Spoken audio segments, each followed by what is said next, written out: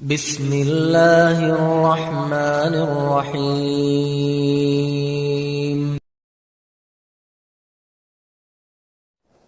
Wahai para muslimah, dengarkan ini karakter laki-laki. Kenali ini, maka Anda akan tahu bagaimana bermuamalah dengan laki-laki. Karena saya sama teman-teman di sini, kita punya judul induk namanya laki-laki. Ada standarisasi karakter. Sama kita semua.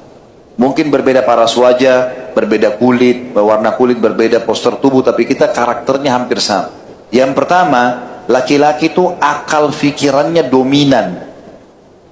Akal itu begini, ada masalah, solusi. Ada masalah, solusi, itu akal. Ya. Maka selalu kalau akhwat kita atau seorang muslimah telepon ke suaminya, ini di rumah lagi mati lampu, A, B, C, apa dilaporin. Maka pada saat itu suami sedang jalan fikirannya, solusinya apa? Kadang-kadang suami lupa mungkin mengucapkan, baiklah sayang. Misalnya kalimat sayang, misalnya dia lupakan. Ini bagi laki-laki bukan berarti tidak sayang sama istrinya. Karena nanti kita akan jelaskan karakter perempuan dan kita laki-laki harus paham itu, mereka terdominasi dengan perasaan. Sekali saja teman-teman sudah biasa membiasakan istri dengan satu pola hidup, satu pola makan, satu pola kata-kata, maka kita tinggalkan sekali saja sudah cukup membuat dia tersinggung. Antum selalu bilang sayang, satu kali antum lupa, sudah macam-macam persepsinya dia, karena dia pakai perasaan. Di sini laki-laki berbeda, dia akal dominan, ya. Maka wajar kadang-kadang laki-laki lupa mengucapkan itu, wahai muslimah. Jangan jadi salah dalam menghadapi masalah. Nanti kita jelaskan masalah karakter perempuan. Yang kedua, hormatilah kepemimpinannya. Wahai muslimah, hormati kepemimpinan suami. Artinya apa? Selalu serahkan keputusan di tangan dia. Karena ini akan membuat dia makin menaungi dan melindungi. Yang ketiga, hormati keputusannya. Beda-beda kepemimpinan berarti dia yang memimpin. Apapun tangan dia. Yang ketiga ini hormati keputusan agak beda sedikit. Jadi apapun instruksi dia, keputusan dia lakukan. Ya, semampunya, jalankan. Yang keempat, laki-laki tidak suka dihardik atau disalahkan. Jadi walaupun dia salah, tidak suka disalahkan. Caranya, kalau mau menasihatin suami, ayah, anak laki-laki, saudara laki-laki, caranya sama semua standar. Lebih baik ibu atau ukhti berbicara dengan dia dengan cara menanyakan, misal, bagaimana ya kalau ada begini, bagaimana ya kalau ada begitu, tanya sarannya dia. Sebenarnya targetnya nasihatin dia, tapi tanpa dia berpikir, atau mungkin dia pun berpikir, mungkin dia tangkap, tapi dia tahu kita santun, kita sedang menasihatin dia, tapi sebenarnya bukan dia secara frontal, ya. Beda dengan suami, kalau dia mengatakan pada istrinya, itu salah loh, saya nggak suka, itu istri lebih kena daripada cara kayaknya ada orang begini dan begitu, istri nggak paham. Jadi terbalik, kalau suami bukan seperti suami, malah jangan dihardik.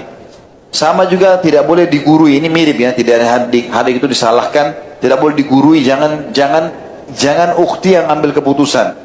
Sudah menurut saya begini saja, kalau nggak mau malah ukhti ngambek, tinggalkan dia, malah jangan, tidak boleh. Ini banyak merusak rumah tangga.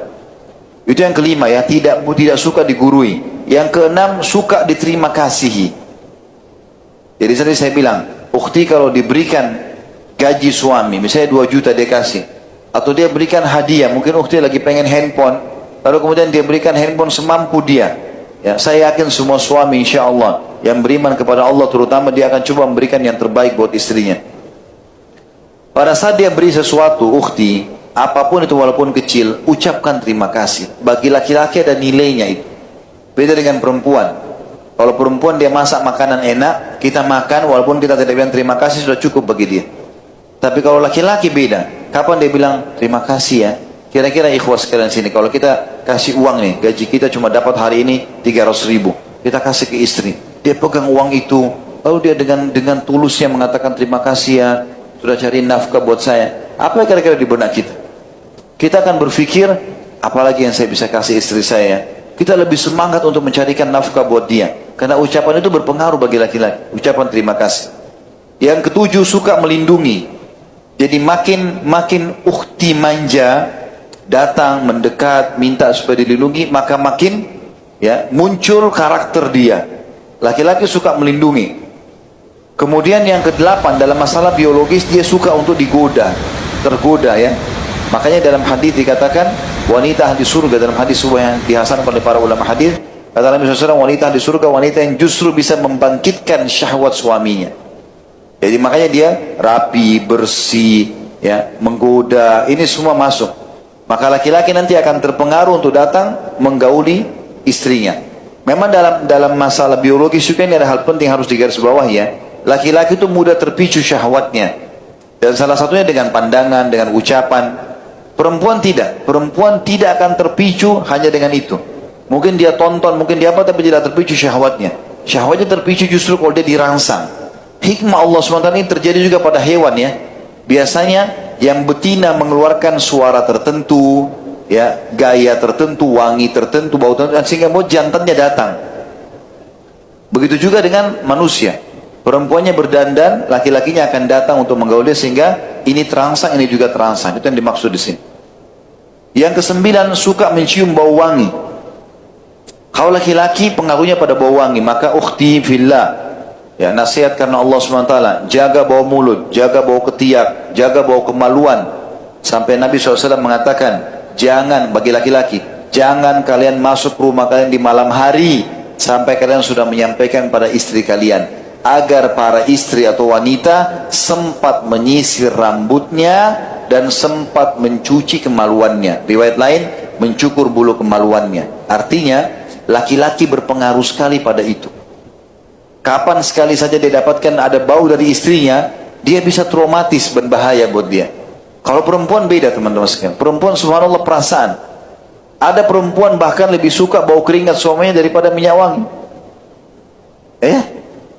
Karena dia sayangnya sama suaminya, sampai dia suka dengan bau keringat suaminya. Ada.